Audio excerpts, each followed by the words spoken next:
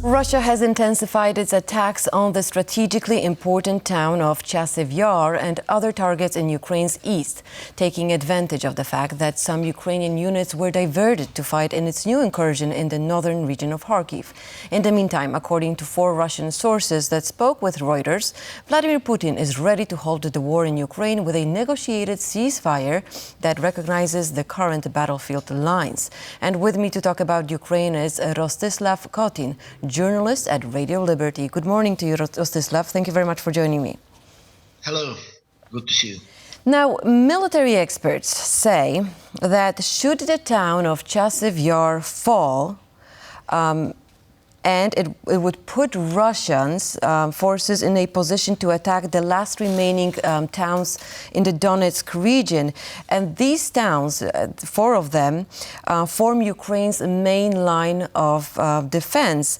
Now, is Ukraine able to push Russia back with the military support, with the weapons they have right now?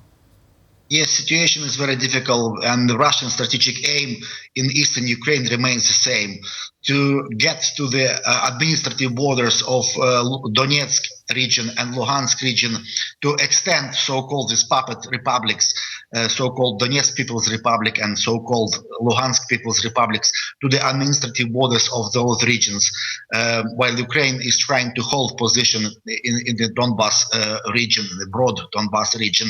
Situation is very extremely difficult in the east, but also in the south, near Robotine, in Zaporizhia region, but also in Kharkiv region. Kharkiv is constantly shelled by Russian army. Now there is a hope this urgent aid package, which was promised by U.S. Secretary of State Antony Blinken, $275 million of military aid to Ukraine, is actually to save Kharkiv from Russian advance, to save correct situation in Kharkiv region, where actually in the last several days situation has been stabilized by Ukrainian troops. The line of defense has been stable now. Even on some directions, Ukrainians were able to push back Russian troops in Kharkiv region on several directions. Even to push, they pushed back Russian troops. Well, let me interrupt you for a second, because you're saying that the situation is stable, but is it stable positive for Ukraine, meaning that, as you're saying, they're able to push permanently Russian troops back, or is it just, we don't know yet, in a couple of days the situation may change in these stable areas? So far, it's stable, and President Zelensky held a meeting in Kharkiv with military commanders and other officials. So situation in Kharkiv region is extremely difficult, but it's stable. Russians are not advancing any further than they have advanced after this incursion in the Kharkiv region. And this the situation could be even helped by this recent, the fresh U.S. military package worth $275 billion, which includes anti-tank weapons, anti-tank mines, artillery shells, and also new HIMARS system, high mobility artillery rocket systems from the United States. So it's actually the latest, this package of $275 million is actually to save Kharkiv region and to save Kharkiv from further Russian advances. Well, that's good news. Now let's talk about Vladimir Putin and his will to hold the war. However, with negotiated ceasefire that recognizes the current battlefield lines. And so here's Vladimir Putin, and then we have Zelensky's peace plan, which calls for the withdrawal of Russian forces and the restoration of Ukraine's 1991 borders. So where is this leaving both gentlemen, both countries? It just seems that, well, they're not going to meet halfway. There's no way with these 2 different peace plans. Yeah, absolutely. These approaches are completely opposite. and also, this difficult to to coincide with these approaches, because Russia insists that this current front line should be recognized, should be taken into account, the status quo, but Ukrainian strategic aim has not changed. Ukraine thinks that the territorial integrity of the country should be restored in 1991 borders, after the breakup of the Soviet Union, when the independent Ukrainian state emerged 33 years ago.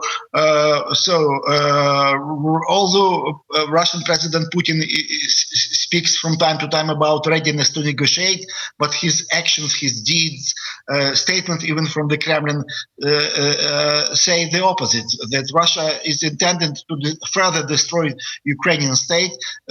Russia wants to attack Ukrainian cities. Russia wants to destroy Ukrainian identity, Ukrainian nation, and Ukrainian independent state.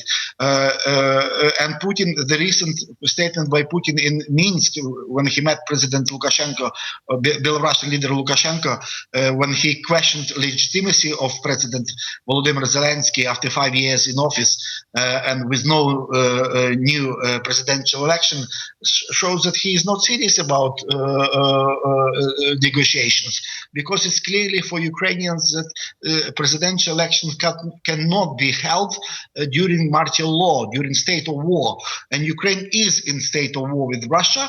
So Ukrainian President Zelensky is absolutely legitimate president according to Ukrainian constitution, because elections can be held only after martial law, after state of war, and even after that we should wait for 6 months, half a year, to hold presidential election. So Zelensky remains legitimate leader of Ukraine. Now, knowing Russia's history and knowing how its leaders rule and how they conquer this part of region, it's hard to believe that Putin will ever agree to Zelensky's peace plan. However, is there a danger, do you think, that if Putin is going to push for his plan, do you think there's a danger that Western countries are going to try at least pressure Zelensky to agree to this? No, I think there is consensus among Ukrainian partners in the West that any peace deal should be favorable to Ukraine, should be just for Ukraine. Nothing about Ukraine without Ukraine.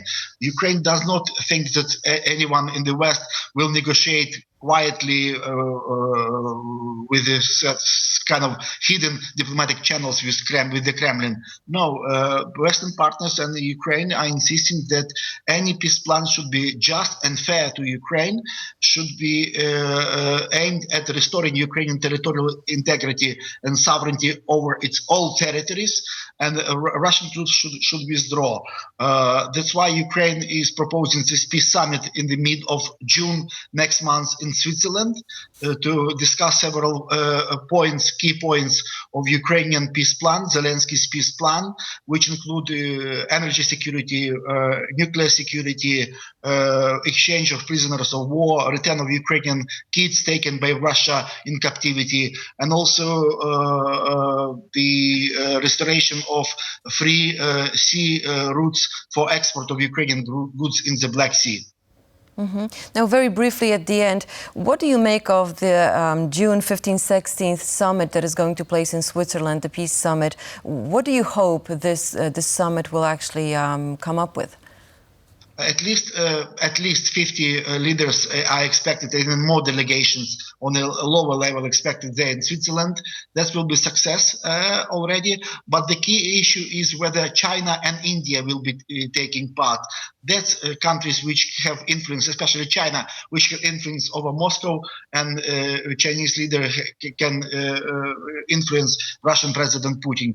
The Chinese participation and the global South participation of key countries from the global South is a key to the success of this summit in Switzerland. Well, thank you very much for joining me this morning. Rostyslav Khotin, journalist at Radio Liberty, was my guest. Have a good day. Thank you, Anya.